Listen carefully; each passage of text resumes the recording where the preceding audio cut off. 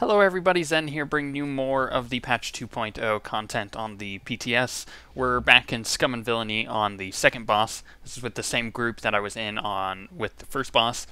Now, this boss, as you can see, he is over in the corner, leaning on the wall like a total G, and he's got an interesting mechanic, and we'll go over all of that, but I think it's worth being noted once again that these should not be taken as guides. We came in here and one-shotted it. This is story mode, so it's not entirely that difficult. But you gotta keep in mind that we actually don't know a strategy for this, because this is our first time in here. So we will make an actual strategy video and guide later on once the PTS has actually been updated, or once the patch is released with Rise of the Hutt Cartel. And once that happens, then we'll make an actual guide. However, we're just going to run in and pull this like total bosses. So you see here, there's these rocks around the room, right? These are very important, and one guy had done this boss but had not beat him yet, and he was saying that there's a mechanic where you have to hide behind the rocks, but he didn't really explain it. He just said that you hide behind the rocks and multiple people can be behind them, which is good to know.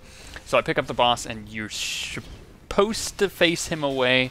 There's also a couple mechanics I just didn't get until the end.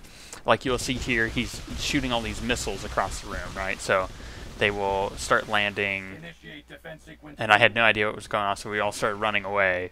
But the problem with that is we didn't know whether or not they targeted the last known location of where you were at or not. Well, we ended up figuring out later on that it's a mechanic where it continues targeting where you go, just like this, like you stay out of the bad red circles, right? But it targets the location of where you were and continues from where you were, so you want to keep moving when he's doing that rocket thing. And then he'll also spawn these few droids here. But that's pretty much, it's pretty much a tank and spank other than that, so you avoid missiles, right? These are the missiles. See, I just stood there and took it like an idiot. They're not necessarily doing a whole lot of damage. I have like 30,000 HP or something like that. I don't quite remember what it was at during this boss fight, but he will get up and jump, as you see here, and that's when you want to hide behind the rocks. So you see the little glowy thing behind the rock? That's it's indicative of where you should be standing, and it automatically puts you behind it. And I'll explain that more as we go. But after he jumps, those droids spawn in the middle. You just want to stack up and AoE them down real quick. Super easy. You want to stack up real quick and AoE them down real quick, because of the fact that he'll do his missile thing and then you'll all be stacked up, and it's a terrible idea. So you want to do it really quick. Get that over with and then spread back out. For the most part, it looks like the ranged DPS want to stay spread out. Same with the melee. I'm starting to kind of figure out, okay, I can move out of the missiles. That's good. I'll try to continue to do that, but the other problem here that I'm facing is I'm running with new abilities that I've never used before, so I'm trying to learn those at the same time as well, which is, it's a difficult combination, having to watch out for red circles on the ground and have to learn new abilities. But you see more of the droids. They go down really quick, actually, these little ads that come out. A tank should pick them up. You have an off tank. I mean, you don't need to tank swap, at least from what I remember at all during this fight. Also, at least on story mode. So you're going to want to have the off-tank pick those up, or just have an off-tank go into DPS spec. But you see here, he's going to jump again. You see all the smoke. I got behind that rock, it automatically puts me down. You'll see when he does it again, it will, or later on, it will show that you can have multiple people behind it, and then he'll land in another spot in the room. I'm pretty sure, I've only done this once, but from what I could tell, it looks like every time he jumps, it goes to the same spot. So he was on the left side of the room, and then he jumps to the back near the gate, then he jumps to this side, and then he jumps to the front where you came in at, and then he jumps to the middle. And I think that's percentage based and not actually time based. I could be wrong, but it seemed to be percentage based. In fact, while we're doing this, I'll actually keep an eye on it, so that way I can kind of see if it was or not. Now, like I was saying, you want to keep your off-tank either as tank spec. I mean, you could totally do that. That's fine and dandy, especially on story mode. It is more of a boss where you're doing a bit of a DPS race, so you want to be a little careful there. But you can either keep them in tank spec, or you can switch them to DPS. most off tanks nowadays have the ability to switch because they have the legacy perk to be able to respec in the wherever they want to actually. So that's an option for this as well. But you know, not to be taken as a guide. I said this before. I mean, I'm going over boss mechanics, but none of this is, like I said, to be taken as a guide. So he's going to jump again. You'll see I'm running over here, and there's already a person in the rock, and it just crouches me down. Super fine and dandy. You just got to make sure you're near a rock when that's about to happen. Now, he's going to jump back to the front of the area that we're at here.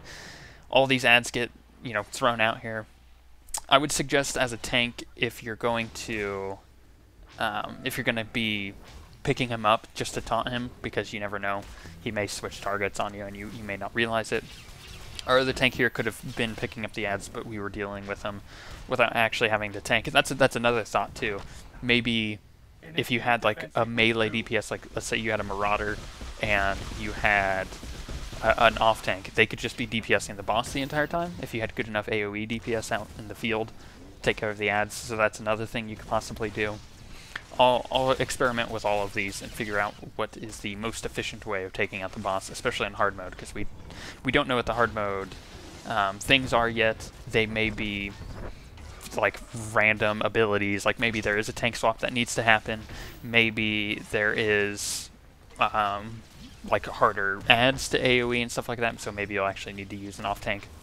And we'll go over all of that as we go into the hard mode stuff, hopefully in the next week or two, so I'll be able to show you guys all of that as well, and kind of the differences between story mode and hard mode. So now he's going to jump into the middle, right? It doesn't look like it's percentage based. I've been keeping an eye on it.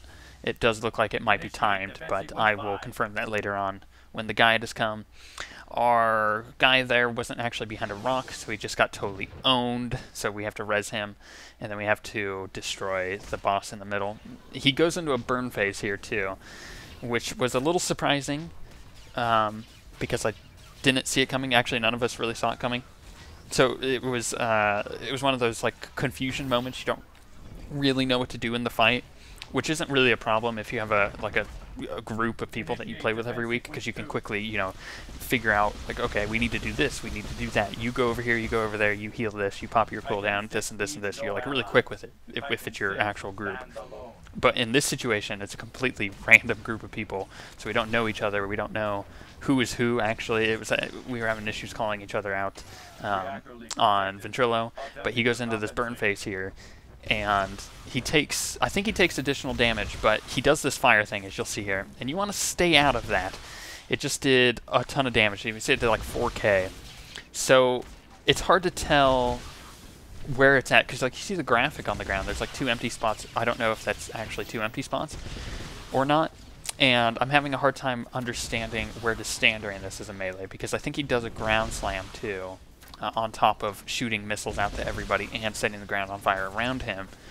So the range have to obviously not be within melee range. I mean, that's a given.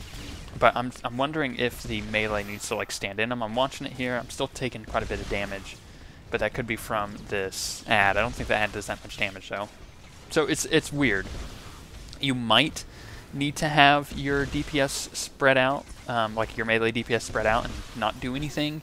But that doesn't seem like the case, so it's just one of those situations where you have to experiment a bit with it, and that's what I'll do when I come back in here in the future. Other than that, it was a great fight. I thought the boss was fun, the mechanics were fun, the boss itself was you know, coolly designed, and the area is really pretty that it's in too. So all of that comes together to make quite an interesting boss. I'm kind of excited to see what he is on hard mode and what he will be on nightmare mode. He'll be a nightmare on nightmare mode, aptly named.